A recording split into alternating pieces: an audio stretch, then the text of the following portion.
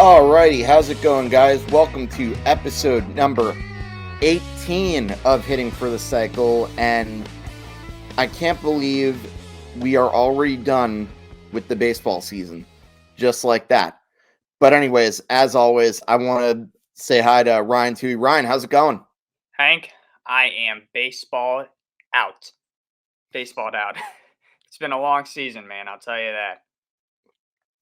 Yeah, definitely. And we've got a good amount of stuff to discuss about the World Series. A lot of history was made. But before we get into the meat and potatoes of this, I'd like to give you guys a friendly neighborhood reminder.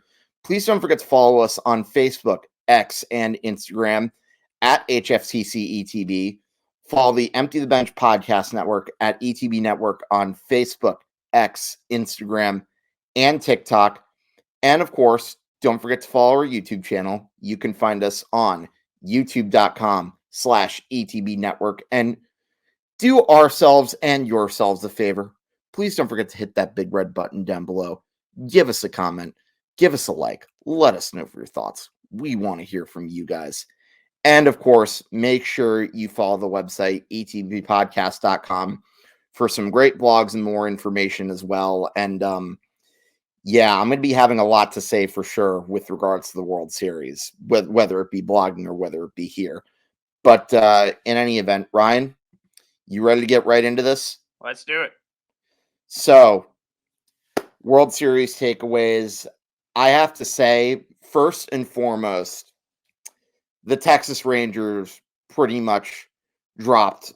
As my buddy Anthony Mara said, a Texas-sized hammer on the Arizona Diamondbacks in games 4 and 5. And yeah, I'm not gonna lie, when Adolis Garcia got hurt at the end of game 3, I thought, I thought maybe there was a little bit of a chance that Arizona had in making this a series, but that all pretty much went out the window when the Texas Rangers stormed out to that 10-0 lead in game 4. And right then and there, you just knew the series was over. I mean, give credit to the Diamondbacks where credit is due. They made one of the more unlikely runs to a World Series that we have seen in a while. But having said that, that's a team that, in my opinion, they were overmatched. And I think you could also make the case that they ran out of gas. Yeah, I would agree. I mean, remember from last week when we made our predictions, I said the Rangers would win this World Series in 6 games. It won one less game, it won 5 games, and the World Series kind of went as I expected it to go. The Diamondbacks did take game 2, so like I said from last week, I did expect them to take a game or 2 in the World Series. But Mm-hmm. ultimately, the Rangers were just way too much to handle. That offense was explosive as it had been all year long. It became the Corey Seager show with him garnering World Series MVP honors, the second time in his career that he's garnered those honors. And the Rangers were just relentless in games 4 and 5. Actually, it took them a while to be relentless last night because Zach Gallen had a no-hitter going into the 7th inning, and it was a pitcher's duel for the first 6 innings of play.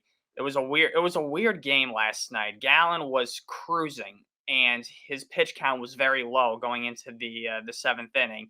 Nathan Eovaldi, the starter for the Rangers, had to scratch and claw every single inning. Every inning, the Diamondbacks put the leadoff man on base, and they could not capitalize. Eovaldi made some terrific pitches, and the Rangers do what they did all year. Like I mentioned, beginning in the 7th inning, they got the big hits when they needed to. Corey Seager led off the 7th by breaking up Zach Gallen's potential no-hitter. The Rangers began with 3 straight hits, as a matter of fact. So it was Seager who led off, then Evan Carter doubled, and then it was Garver who hit the RBI single that broke the ice for the scoring. And then from there on out, it was all Rangers. They added a couple more runs. Marcus Semien hit a home run, and that was all she wrote. The Rangers finally get that elusive first World Series championship to Arlington. The World Series championship transfer cities in the state of Texas. And like I said, that's basically how I expected the World Series to go. I knew the Diamondbacks would probably take a game or two at most. I had them 2 games at most. I had them winning. I just thought that this was the Rangers' year. I really didn't think that the Diamondbacks had much of a chance. Even with Garcia going down after Game 3, I thought that the Rangers were by far the better team, and they were too hungry and motivated to let anybody stop them. Mm. Yeah, I would agree. And my big thing from last night's game is, I was texting one of my cousins on the side. She's been an avid baseball fan for many years. She's also followed the Yankees since before I was even born, but she also has been relying on me a lot for World Series stuff. And she pretty much said Nathan Eovaldi may very well have been Houdini, because he got out of multiple jams, and the more chances that the Diamondbacks were missing when it came to scoring, you just knew after the 6th inning that sooner or later Texas was going to break out and get a hit, because that's pretty much what they'd been doing all postseason long, and that's just the thing about the Texas Rangers.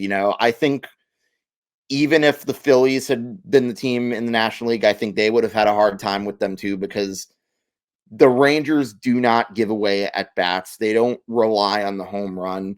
They're capable of hitting the home run, but that's not what they search for. They're a situational team, which, getting a key hit in a situational moment, that's what you need if you're going to win a World Series.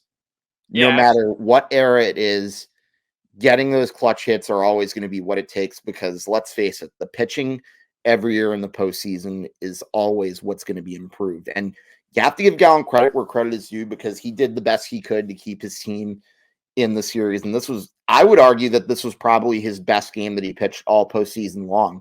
But, like I said, I think the Diamondbacks I think at that point, he, like pretty much a lot of the Diamondbacks, they ran out of gas. And you have to give the Texas Rangers credit where credit is due. And let me mention, you brought up Corey Seager winning the MVP. Now, I have a good amount of fun facts with regards to Corey Seager that I need to spit out at you. Number one, I think we know he now has the most World Series home runs by a shortstop. Yes, even more than Derek Jeter. He is also one of 20 players in Major League Baseball history to hit at least 6 home runs in World Series games. Yes, one of 20. And not to mention, let me give you the list of players that have won multiple World Series MVPs. Sandy Koufax, Bob Gibson, Reggie Jackson, and Corey Seager. That's it. That's the list. Joining pretty elite company. Pretty elite company right there. And of those players, him and Mr. October are the only ones to win a World Series MVP with 2 different teams. Yeah, I mean, Seager was well deserving of World Series MVP honors this year. He had that humongous home run in Game 1 that tied the game in the 9th inning against Arizona. He had 2 more home runs in the desert. He hit one in Game 3. He hit one in Game 4. Definitely worthy of the MVP honors this season. And like you said, only the 4th man in baseball history to win multiple World Series MVP honors, and just the 2nd to do it with 2 different teams. So it was a tremendous way for Corey Seager to end his season. He had a terrific year, and the Rangers have to obviously be happy that they took the chance on Corey Seager, because, a lot of teams were hesitant to undertake that responsibility with him, because he has had injury problems in the past, and he did miss a good amount of time this season with an injury. But when he came back, when he played, he more than made up for it. He was one of the best hitters in all of baseball. You can make the argument that he was the best hitter in baseball when he was healthy this season. If he hadn't missed so much time, he may have been looking at the American League Most Valuable Player award this year as well. But yeah, I mean, good for Corey Seager, man. He definitely held his end of the bargain this season. Yeah, and that's still going to be interesting to see who wins that AL MVP. But that's a discussion for another time. But yeah, I think you pretty much were spot on. He was definitely well worth the risk when they signed him to that contract. And, You could probably say the same about Marcus Semien too. He actually, fun fact, had the most plate appearances in a single season, including the World Series this year, by the way. Yeah, I was going to bring that up too. Semien didn't have the best postseason overall, but he definitely picked it up a little bit more in this World Series. And like you said, he played every single game basically this entire season. He played all 162 regular season games, played every postseason game, and that is something that's a rare commodity nowadays. Too many players nowadays miss 20 games or more because they have aches, pains, injuries, you name it. The game, guys Iron Men, I guess, is the best term that you can use for these kinds of players. Iron Men are becoming rarer and rarer in the game nowadays. And Marcus Semien has defied those odds, and he showed that there are still some of them out there. And when you're playing for a team, when you're playing for a contender, it's your responsibility that through all the pain and through all the adversity, it's your responsibility to go out there each and every day, lace up those cleats, get that glove on your hand, and play ball. And Simeon did that better than anybody else this year. And it was cool to see him break the record for the most plate appearances in a season. What was it, 838? I think something like that. Mm-hmm. Yeah, so he holds the record now. Good for Semien. And another fun fact in this World Series, the Rangers became just the third team in baseball history to win a World Series just 2 years removed from a 100 loss season. They joined the 1914 Braves, who accomplished that feat. The And they Miracle also, Braves. what's that?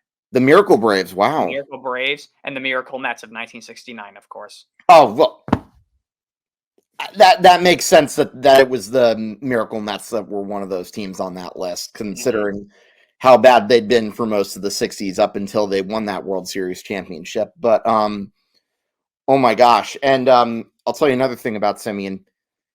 Looking back, I think he's glad now that he took that big bag from Texas after he wanted to stay in Oakland, but they, kind of lowballed him, and he takes that short contract with the Blue Jays, sets a record for most home runs in a single season by a second baseman.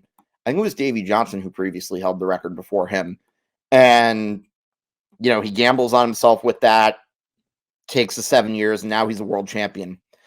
So definitely happy for Marcus Semien in that respect. And other guys I'm definitely happy for. Jonah Heim's one of the best catchers in baseball.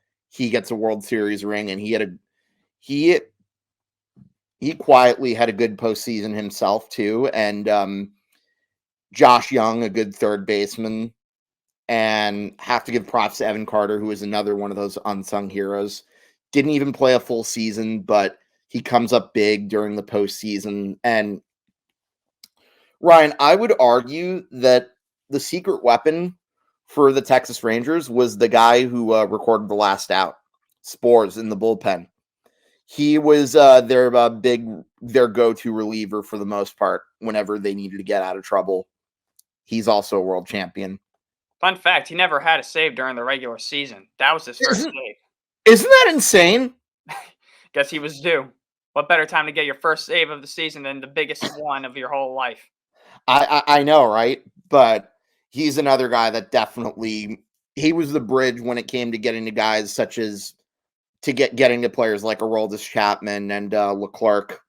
So I would argue that he was their X factor when it came to people in the bullpen. But now, with regards to other people that I'm happy for, let's talk about the two Yankee starting pitchers former Yankee starting pitchers that Brian Cashman gave up on. Jordan Montgomery, he unfortunately didn't do as well in the World Series. He got the only loss in this World Series, but without him, they don't even get to the World Series because he pitched very well in the series against the Astros. And I think if it wasn't for Adolis Garcia going absolutely off, I think you probably could have made a case for him to win the MVP of the ALCS too. He had a really good series then. Oh, absolutely. Montgomery had a tremendous league championship series, and I do agree with you that had Garcia not gone on that tear, that the MVP honors would have gone to Montgomery, and deservedly so. Montgomery was a tremendous, tremendous pickup for the Texas Rangers. You could make the argument that he was the most important midseason acquisition in Texas Ranger history. He became a completely different pitcher once he donned that uniform. And yeah, Montgomery's a class act all the way. I'm very happy for him as a Yankee fan. I knew that he was a very, very good pitcher. And he proved it this postseason. He was phenomenal. He pitched very well in the wild card series against Tampa. He pitched, I don't know, I forget how he did in the LDS. I don't know if he pitched in the LDS against Baltimore, if I'm not mistaken. Did he pitch a game or two? Montgomery? Yeah, I don't know if he pitched. He did pitch game 2, or was it game 2 or no, he did pitch game 2, but that was the game where the Orioles scored a lot of their runs. Yeah, so that was his worst start of the postseason. But he shut down the defending world champion Astros in the LCS, and he pitched very respectable in game 2. The bats just didn't wake up in game 2 for the Rangers, and the Diamondbacks did most of the damage against the bullpen. So, yeah, very memorable and very deserving World Series moment for Jordan Montgomery. Like I said, very happy for him. Class act all the way. And as a Yankee fan, it definitely made me chuckle a little bit, I guess you can say, or smirk, seeing Montgomery pose with the other 3 ex-Yankee pitchers on the Texas Rangers staff. Him, Aroldis Chapman, Drew Heaney, and Nathan Eovaldi posed for a photo after the Rangers clinched the championship last night. If that isn't a shot at the Yankees, I don't know what is. On one hand, I should be salty that picture was taken as a Yankee fan, but to be honest with you, I'm not going to act that way. And you want to know why? Because you and I have both taken enough shots at management for the Yankees, and let's be real, anybody who's been following the Yankees can agree that there have been so many moves that Cashman's made that really has kind of led them into barely finishing above 500. So yeah, I think he kind of deserves that. Not to mention, I'm also on record for saying that Brian Cashman has tiny you-know-whats, but I'm not going to go there. But you know who else, though, I think took a massive L? I would say that John Mozeliak also took a massive L, because he was the other guy. Not only was he the other guy that traded Jordan Montgomery, but he traded Adolis Garcia to the Texas Rangers for basically a bag of chips. But no one's talking about John Mozeliak, because obviously it's the Yankees. They're one of the most hated teams in baseball. So, of course, Brian Cashman's going to get a lot of the hate. And I can't say it's undeserving. To an extent, yeah. I mean, Cashman, like I said, it's a completely different topic, obviously. This is the Rangers' day. It's the Rangers' moments. Mm-hmm. But also, half of that core that in that photo, Heaney and Chapman, were pains in the butts for the Yankees. Chapman quit on the team last year, and Heaney did absolutely nothing with the Yankees. So they basically, I don't know whose idea it was. I don't know if that'll ever get released. But whoever's idea that was, maybe it was Chapman's. I'm going to be surprised if that was the case. But whoever's idea that was basically they were just trying to take a shot at Brian Cashman, basically. And even though Chapman really has nothing to be upset with Cashman about, because Cashman, I thought, treated him fairly. Chapman was the one who walked out on the team, and Heaney was Heaney. Heaney did nothing. So, yeah. Okay, Chapman's the one that I'm not happy for, but it's not just because of him walking on the team. I don't support people who are domestic abusers. Yes, I'm not going to go there. That's absolutely awful too. Okay, let me get back to another pitcher that I'm happy for, Nathan Eovaldi. Mm-hmm. I mean, again, if it wasn't for Corey Seager and Adolis Garcia going off with their bats, I don't really think Nathan Eovaldi's strong pitching performance is getting as much attention as he deserves. 5-0 in the 6 starts during this whole postseason run, and he had an ERA that was like a shade under 3. This is a guy who we already knew was a good postseason performer based on what he did with the Red Sox. In fact, I would argue that he was their X factor when they won the 2018 World Series. But now, with the Texas Rangers, he's practically become Mr. Automatic. And as I said before, he was Houdini in Game 6, or Game 5 rather, because if he doesn't get he gets into and out of trouble, and every time he kept doing that, you knew that Texas was only going to get stronger and stronger as the game went on. He got out of 3 critical jams last night. Got out of he had in the first inning, Corbin Carroll led off with a 4-pitch walk, and you're kind of thinking, "Oh wow, 4 pitches to start the evening for Eovaldi may not be his night." And Carroll gets to third with less than 2 outs, and he gets 2 ground balls to get out of that inning. And then in the top of the third, the Rangers threatened again, and he gets, I believe, a ground out and a strikeout. And then in the 5th inning, the bases were loaded with 2 outs, and he got out of that one as well. He got another ground out. So his strikeout total, I think he only struck out 5 last night. So he wasn't blowing, guy after guy away. He had a scratch and claw, like I mentioned earlier on. And, he showed that, weak contact is just as effective as striking everybody out. And honestly, getting that weak contact was very critical, because if he was going to keep striking everybody out, he probably would have been out of the game much sooner, because his pitch count was going up, because there were guys on base every single inning. So he kept his pitch count relatively in respectable area because of the soft contact that he allowed, and he wasn't continuously throwing pitch after pitch after pitch to try and strike everybody out. So, Eovaldi, obviously isn't the same pitcher as he was a couple of years ago, but he's still a very, very good pitcher, and he still throws very hard, and he's a very, very good postseason performer, and he's shown that over the years.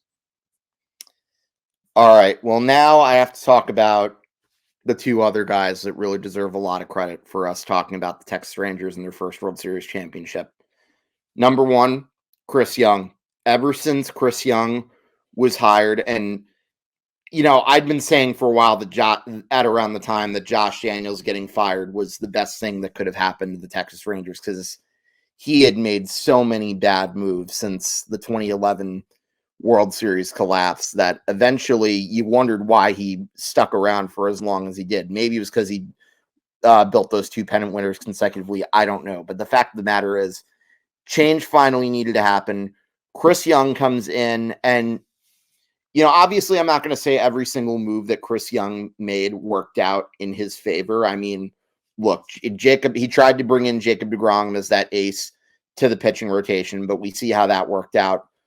And, as much as you can argue that they still won the World Series even with the trade for Max Scherzer, I don't know if I'd necessarily call that a win still, because, they kind of won this World Series in spite of Max Scherzer, not so much because of him.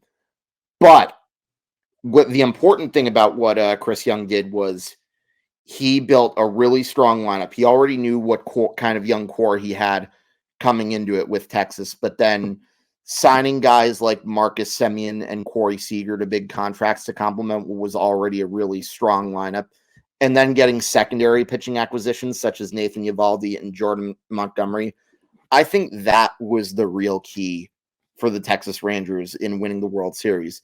However, having said that, I still think there was one very important decision that he made that I think was probably his best out of all of them. And I think you probably know where I'm going with this, because I'm wearing the San Francisco Giants hat for a reason. That would be the hiring of Bruce Bochy. Absolutely. He was Picasso this offseason. For the most part, he made the right moves.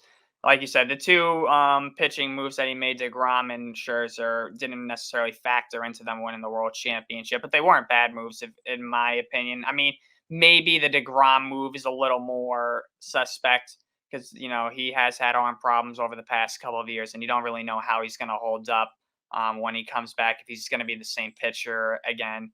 And Scherzer is also entering his 40s, so you don't necessarily know what you're going to get out of him. But like you said, the other moves that he's made more than made up for it. And Bruce Bochy was the perfect fit for this Texas Rangers team, a man who's been in baseball forever, who had won 3 World Series prior to coming to the Rangers.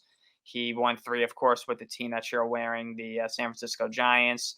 He also led the Padres to the World Series in '98. So, Bochy is obviously a future Hall of Fame manager, And this is just another layer on his already Hall of Fame worthy resume. And, Bochy's also a class act all the way. And yeah, it was a great move for the Rangers to bring him in, to bring some leadership in, some presence. I mean, Chris Woodward was too young, in my opinion, too inexperienced to manage the Rangers, and they were too young and inexperienced over the past couple of years. So that's why I think it was just a bad mix of youth and inexperience over the past couple of seasons that led to the Rangers finishing at the bottom of the American League West Division standings. And I really think all these moves that Young made in the offseason definitely were critical. And this would not have happened without those moves that he made. And Bruce Bochy, of course, needs to get credit too for leading this team to the championship because he was because, like I said, he's a phenomenal manager, and he just continued to show why this season. Yeah, absolutely. And it's funny, because Chris Young, fun fact, actually pitched under Bruce Bochy when early in his career, and incidentally, that was when Texas made what you could probably argue was one of their worst moves because they traded him and Adrian Gonzalez to the San Diego Padres. He gets an early glimpse of Bruce Bochy as a manager for the Padres, and I think that definitely was enough I think that and the fact that he knew that Bruce Bochy had a winning pedigree culminated in him hiring Bochy in the first place, which really couldn't have been a better decision because, there were many moments during the season where he could have panicked and it could have all been over for Texas. But no, that's not what happened. I think once they got to the postseason, which is an area where he has more than enough experience in, they ultimately were able to get it all done. And now, let me give you a little fun fact here. So, out of all the 6 managers that now have 4 World Series championships, only Bruce Bochy is not in the Hall of Fame yet. We know that's going to change as soon as he retires now. And another interesting fact about Bruce Bochy, of those 6 managers that have won at least 4 World Series championships, he is one of only 3 in that group to have not won any with the Yankees. It's pretty impressive, man. I'll tell you that. Yeah. So, yeah, there's literally the only way Bruce Bochy isn't getting into the Hall of Fame is if, God forbid, we hear about him getting involved in some sort of stupid controversy. But those two have to be given a lot of credit, Young and Bochy, because they were the builders of making this unlikely championship happen. And now I think we should ask the question, what does this championship mean for the Texas Rangers? Well, I think there's a lot I can really say about this. I mean, number one, this is their 52nd year in the Dallas-Fort Worth area. Well, 63rd year in existence, but if you know me when it comes to talking about historic stuff, I usually tend to list accomplishments separate from the previous city that they played in with the Washington Senators. So I'm going to focus on 1972 as the cutoff because that was when they moved to Texas. And, for so many years, the Rangers were, in the beginning, they weren't just bad, they were awful. And then even though Billy Martin turned them around and they did have have a second place finish, that didn't last long. And they had an owner in Brad Corbett, who's kind of one of the forgotten owners in baseball, who is so meddlesome that even in a 94 win season, he still went through 4 managers. One of them, fun fact, quit after 1 game. And, besides that, through much of the 80s, other than maybe a few good years that Bobby Valentine had, and it's not like Bobby Valentine had any joke lineups. I mean, he had Julio Franco, Rafael Palmeiro, Juan Gon, and Pete Incaviglia, who I think today would be considered a true three true outcome hitter. He was a strikeout, home run, or walk guy. Don't forget a young Pudge Rodriguez too. Yep. They had a good amount of those young players, but other than maybe 1 second place finish in 86, I don't think the Bobby Valentine managing reign was successful. And, if you really look at the Texas Rangers up until 2010, they had a grand total of 3 playoff appearances and only in one their playoff first. game win to show for it. Yeah, exactly. The one playoff win, and they blew that series too in 1996 to the Yankees. And then not only that, in both 98 and 99, their lineups that featured guys like Palmeiro, Wangan, Will Clark. Pudgy Rodriguez, they went AWOL. Yeah. Yeah, I mean, the Rangers for so many years when the Rangers first came to Texas, like you mentioned, for so many years they did nothing. I mean, besides Mhm. a 94 win season in 1977 and a few other respectable finishes here and there, it wasn't until 1996 that they made the playoffs. And as we just mentioned, they only won one playoff game in the 96 division series, and they had a chance actually to go up 2-0 over the Yankees in that series going back to Arlington, but they blew game 2 in painful fashion on a walk-off error by Dean Palmer at third base Oh, on a sacrifice bunt by Charlie Hayes. And the Yankees won the next 3 games and won that series. And then they were completely shut down by the Yankee pitching staff in both the 98 and 99 division series, scoring a grand total of 1 run in both of those series and 2 runs combined. Basic math, 1 and 1 equals 2. So that goes to show just how overmatched the Rangers were. And then they started to fall out of contention after 1999. Of course, we all know what happened after that. They try to get back. They try to quickly put the pieces back together by signing A-Rod in 2001 to that humongous 10-year, $252 million deal. Unfortunately, that suffocated the franchise. Not a good idea to undertake a commitment like that. I And mean, hey, who knew that having only one legitimate all-star player like that on a team sport like baseball wasn't going to work out that way? and like I said, it suffocated the Rangers. They had 3 straight losing seasons from 01 to 03. Had a trade A-Rod in 2004. They actually had a respectable season in 2004. They made a run for the American League West Division title. They were eliminated during that last week of the season. Then they had a couple more mediocre years from 05 to 09. And then finally in 2010, they win their first postseason series over the Tampa Bay Rays. They finally get revenge on the Yankees after losing to them 3 times in the playoffs, winning in 6 games in the LCS. But they were no match for the Giants in that World Series. They were just dominated by them. And coincidentally, Managed by Bruce Bochy. managed by Bruce Bochy. It's kind of funny how things go full circle. Yeah, kind of ironic there. By the way, another bad acquisition that we didn't mention, Chan-Ho Park, during the same year they got A-Rod. Yeah. Oh, yeah, he was bad. But yeah, back to 2010. Yeah, that was really the first legitimately good season they had in their franchise history. And that wasn't really expected. And I think getting Cliff Lee was really the key for them to going that far and going to the World Series. Lee was their X factor that season. Definitely, he was the reason why they made it to that World Series. And once they lost that World Series, it was disappointing, obviously. But you saw that they were here and that their contending window was open, and they were an even better team in 2011, of course. And 2011, of course, is the year that many Ranger fans would like to forget. They took the St. Louis Cardinals to 7 games in the World Series, although they had the chance to wrap up the World Series twice in Game 6, and both times they couldn't do it. They choked away the game, and the Cardinals cruised to an easy Game 7 victory. And that was just a crushing defeat for the Rangers.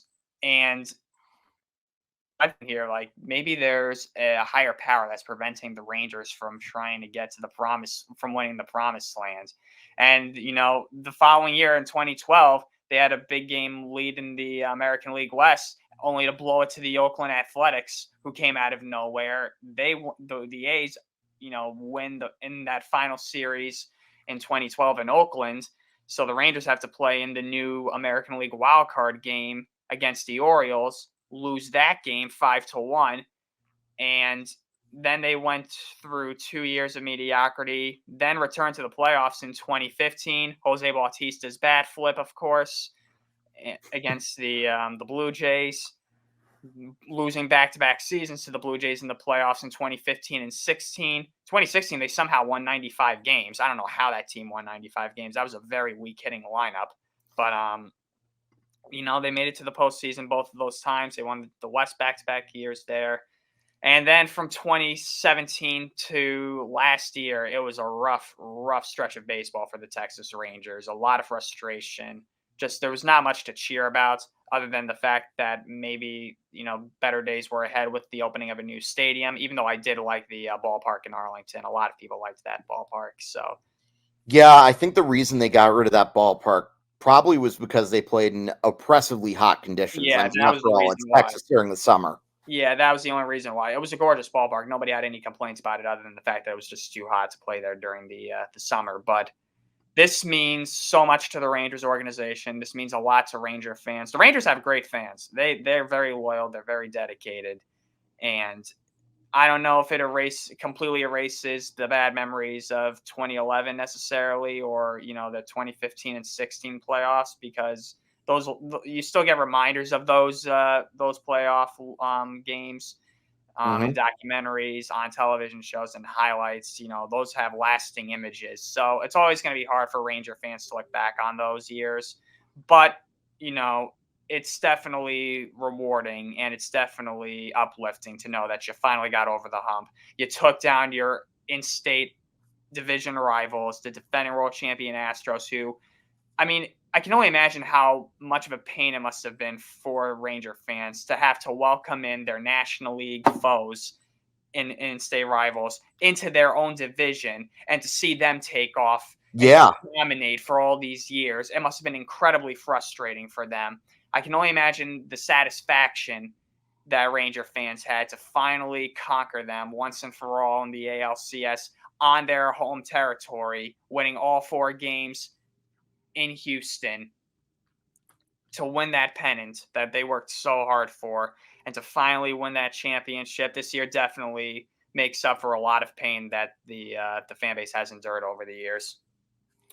Yeah, I think you pretty much nailed it right on the head. I think the fact that you had a historically good Astros team winning their second title, and they very well could have been on their way to a dynasty, and for the Texas Rangers to absolutely stomp all over them and not only take state bragging rights, but then to steal their championship from them and then win after all that the Astros have been doing to be a dominant team, that's got to be extra satisfying if you were a fan of the Texas Rangers right about now, especially if you've been a fan since the move in 1972 and you had to sit through all those hot days and what was a really crappy ballpark in the original Arlington Stadium. Yep. And you went through so many different managing changes, so many years of mediocrity. Another year we didn't mention, 94, they actually were in first place at the time of the strike, but that was only because the division was shit. So yeah, I don't know that team would have really gone far anyways, but yeah, no, the fact that they had so many years of irrelevance to then choking away a World Series title with a legendarily good hitting core, I might add. Nelson Cruz went off during that postseason. I remember Josh Hamilton was at the peak of his prowess during that time. And still had Michael Young. Yeah, Michael Young, who's probably one of the better Texas Rangers of all time. And I think you'd probably argue that he's on the Texas Rangers Mount Rushmore. That's the story for another day. Easily. Yeah, no, it's been a franchise that's had a really rough go of it. And I think if it wasn't for a certain former president, they probably might be in a different city today if not for George Bush. Yeah, possibly. It's definitely a satisfying W that is, not to confuse him with his father. No, I know. I know who you're about, but yeah, it's got to be very, very sweet for Rangers and good for them and good for the Rangers. And the best part is this was a team that was very easy to root for. So definitely one of the, I don't know whether this is the best team of all time if we look at it on paper in regards to the Texas Rangers history. That's debatable, but I would still rank them as the best team in their history because of a lot of their clutch postseason players and the way they were able to get through this run. I mean, the record may not show it necessarily. I mean, 90-72, which is what they finished this season. I mean, that's not a record that's going to go, ooh, wow, that is amazing. That's not going to be a record that's going to, drop jaws. But that's still a very, when you look at the talent on this roster, how stacked it is from top to bottom, look at it and you're thinking to yourself, damn, that is an elite team. Yeah, absolutely. They were. I agree. But ultimately, this team finished the job. But let's go back a little bit to the Arizona Diamondbacks. And I think a big question is, after that, that unexpected run to the World Series, you have a young core featuring the likes of Corbin Carroll and Gabriel Moreno and Zach Gallen. Is this a team that could potentially build off of their success and be here to stay for a while? I think it really depends, to be honest with you. I mean, the Diamondbacks, as we all know the story now, came out of nowhere to win this pennant. But they're in a tough division. I mean, the Dodgers, they swept the Dodgers in the playoffs, as we all know. But the Dodgers are still in the National League West, obviously, and they still have owned that division for years now. So, the Dodgers are probably going to be looked at as the favorites to win the West again, possibly next season. But, based off of what the Diamondbacks did this year, I would think that they would go into next season with a lot more confidence and a lot more realization that they are a very good team and that they can compete with the Dodgers, considering that they just beat them and swept them 3 straight in the playoffs. So, and there's also a lot of question marks around the Padres and the Giants in the National League West. So I definitely think there's definitely a spot for the Diamondbacks come next season. I definitely think you can make the argument there that that they have it, that it's definitely reasonable to see them returning to the playoffs next season. But when it's just a wild card construction and the playoff construction, there's just so many teams every year that just nowadays that just come out of nowhere and can sneak into the playoffs. So I feel like it'll be kind of a dogfight for them next year in the National League, especially. I feel like there are teams that are just going to be, giving them a hard time.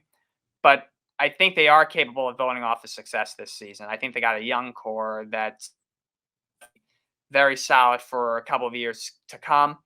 I definitely think they need to work on improving that rotation, though. I think they need to find a couple more arms to supplement Zach Gallen and Merrill Kelly. I think they need to add another. I think they need to add another starter or two in that rotation to really solidify it and make it a little more stable.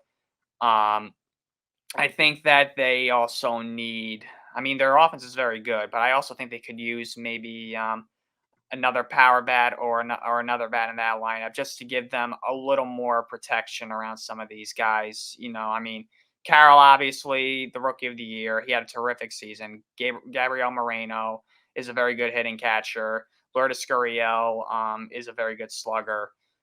Honestly, I mean, maybe they can look to. I mean, I know he's going to be 40 next year. Maybe look to Lourdes' brother Yuli, maybe to help provide a little bit of pop in his bat. I think Yuli has another good season or two. I think the Diamondbacks just need to get another bat or two in that lineup, another arm or two in that rotation, and it's definitely. I could definitely see them being able to build off this success this season. I think they are now going to be one of the top teams in the National League West next year.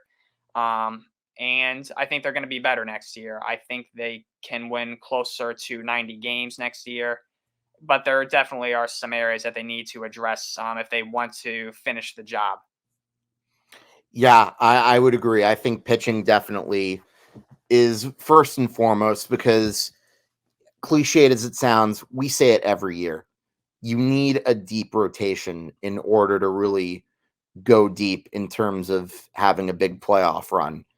And I think getting another good one too, not saying they necessarily have to go after an ace. I think Gallen is that guy. But if you get another capable starter or a guy who you know is going to be good enough in a big game situation, could definitely go a long way in helping them possibly win another World Series. But otherwise, yeah, I really like the young core they have. Corbin Carroll is going to be a star for years to come. Moreno is going to be a great catcher for them. Ketel Marte, obviously, I forgot to mention him. Yeah, Ketel Marte has been good. I think they definitely have stuff to look forward to. And as I said, I really don't know what to expect with the Dodgers after their latest failure. I think if their pitching rotation has the same amount of problems that it did this year, I think things could get very, very dicey for them. But it'll definitely be interesting to see how Arizona follows up that National League pennant run. I think they'll definitely be gaining some confidence. But let's talk about some sad news that happened within the past week. Legendary slugger Frank Howard just passed away at the age of 87. Now, obviously, Frank Howard wasn't really one of the names that you looked at as one of the top sluggers of the 60s, at least not when you compare him to guys like, say, Willie McCovey or Willie Mays from the Giants, or possibly you look at the Yankees. You still had Mickey Mantle, who was in his prime, and Willie Stargell eventually was up there, but he still was a solid hitter in his own, and he had a pretty decent career. He won a Rookie of the Year with the Los Angeles Dodgers, and he was one of their big boppers, which really complemented a team that was focused more on speed and their pitching depth. But he was a good home run hitter for that team. They won the World Series in '63. He had a big home run in Game 4 to help Dodgers complete the sweep in '63. And while his numbers dropped off a bit after '63, he goes to Washington to the Senators, which incidentally, this is the same Washington Senators team that became the Texas Rangers, and he has a bit of a resurgence. Ted Williams is his manager during that time, and Ted Williams helps him to cut down on his strikeouts, and he ends up having a really good stretch where he averages at least 44 home runs a season. 1969, he hit 48 home runs, and he was in the top 5 of MVP voting in both 1969 and 1970. And essentially, he was the best player on some really bad Washington Senators teams, but a fan favorite nonetheless. And he also, fun fact, hit the first ever home run in Texas Rangers history. That's pretty cool. And yeah, I mean, from '68 to '71, he made 4 consecutive All-Star appearances, and he also led the American League in runs batted in 1970. And then once his playing career ended, he had a very long career as a coach. He also had 2 brief, but 2 different managerial stints. One was with the Padres in 1981, the other with the Mets in 1983. I mean, both of those teams weren't good, but like I said, he also had a lot of years with a coach. He coached several different teams from 1977 to 1999, including the Mets twice. He was also with the Brewers twice. He was a coach with the Mariners, was a coach with the Yankees, and was a coach with the Devil Rays when they first came into existence in 1998. So record-wise, when it comes to managing and coaching, he wasn't really with the best of teams, but he definitely brought a lot of experience and knowledge to these young players. And also, he was with the Yankees too. He was with the Yankees in the early '90s when a lot of the guys in the core 4 and those homegrown prospects were starting to get closer to the big leagues. And I think I remember seeing footage of Derek Jeter as an 18 or 19-year-old kid in 1993, and I think I saw him taking ground balls from Frank Howard. I think Howard was hitting ground balls to Jeter at shortstop. I think that was him. I gotta find that video, but nonetheless, he was a baseball lifer, obviously, and rest in peace to Mr. Frank Howard.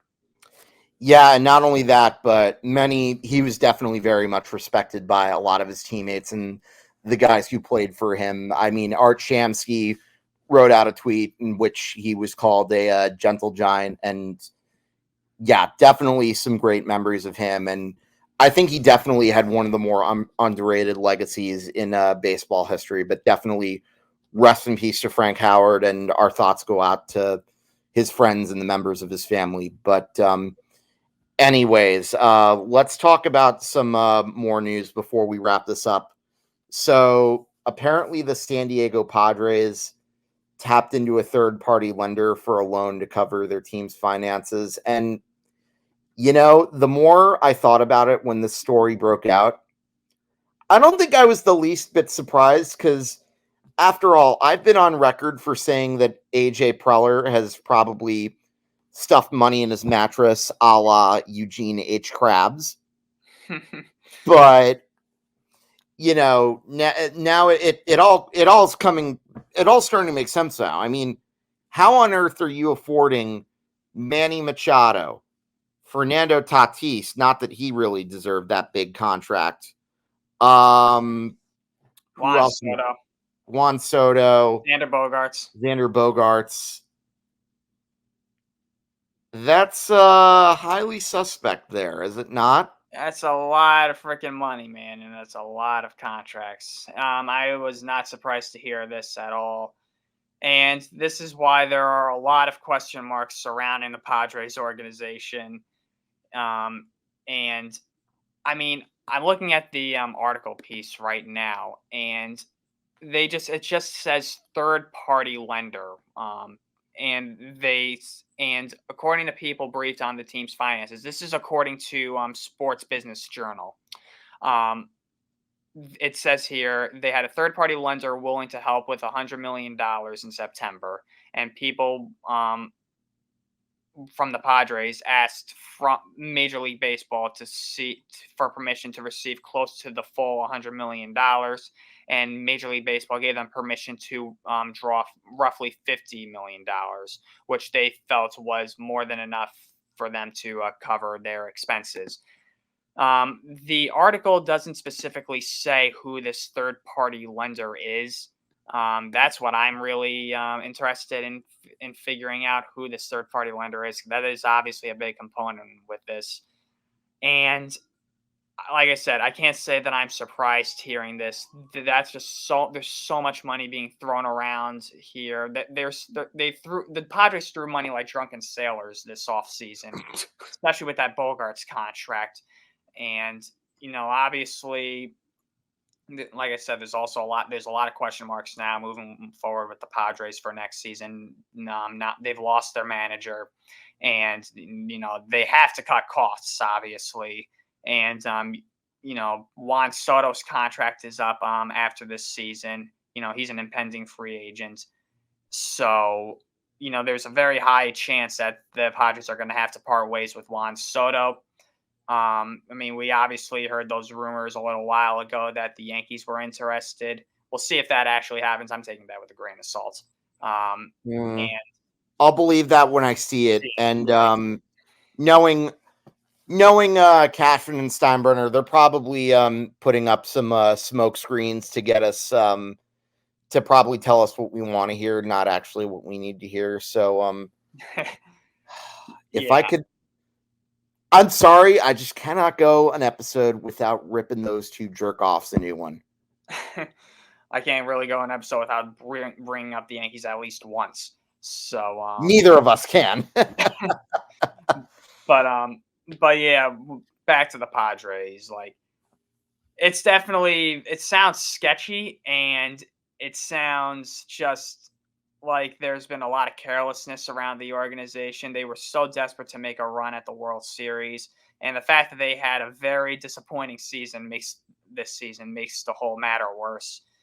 And you wonder if this is going to be a very short contending window for the Padres, if this is going to handcuff them from making more necessary moves. They still don't have a TV deal, by the way. Major League Baseball has been broadcasting their games, so they don't have a TV deal. They owe They just borrowed $50 million from a third-party lender. I don't know what's going on in San Diego, man. It's kind of a crap show. This is essentially. Actually, can I give you another thing that you can compare the Padres to? Go ahead. The San Diego Padres are essentially the equivalent of a college freshman. A college freshman who takes a credit card, they don't know how to use it, and then they go out and they get all these things that are a luxury, not a necessity, right? Mm-hmm. And so then after they max out on their credit card, they go back, they call their mom, they're like, mom, my credit card's not working. What did you buy? And then I think the Padres are now facing the consequences. And now they're going to be at that point where they're like Squidward on the street and he's holding up the cup. Spare change? Yep, I remember that. Spare change? Or the moment where Squidward just shouts, I need money! I don't remember that episode. No, that's the Padres, essentially. They are spending money like a drunken sailor if they're not like keeping some of it in that mattress that or maybe that borrowed money was the mattress money that I thought that AJ Preller had. But regardless, the real question I want to know is how on earth does that guy still have a job? Yeah, that is true. I mean, more than anything else, I want to just find out who that third-party lender is, and who was involved from their end. And yeah, the whole thing just sounds very sketchy. And like I said, there's just a lot of uncertainty surrounding that organization.